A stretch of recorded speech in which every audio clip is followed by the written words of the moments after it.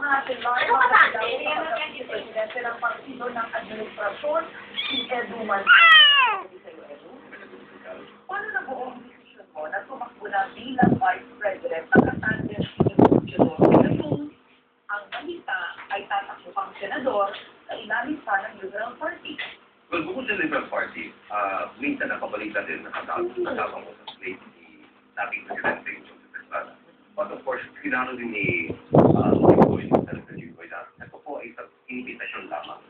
At suppose ko rin po yung ibang mga partido, sila po ay nag-invita. Hindi ako yung palipat-lipat.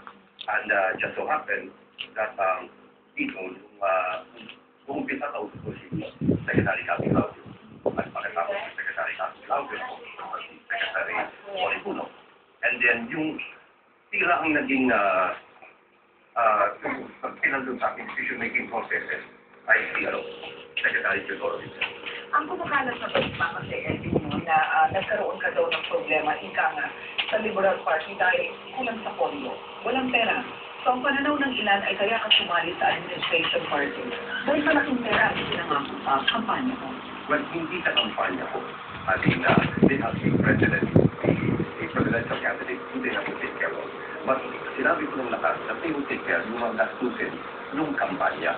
As a matter of fact, personal, ginanandiyan na ako. Campaign on a shoestring budget. Meron pa kasi yung piso-piso na contribution. So, for one to assume that he would be able to enjoy a well-voiced campaign.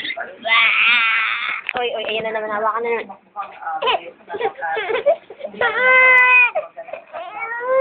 Ay, di na naman ako gusto kaya umiiyak. Sabi ko sa mga dahilan sa bakit ayaw mo maulit pa yun. That's the reason kung bakit ayaw ko maulit yun. Kung nangyari sa akin,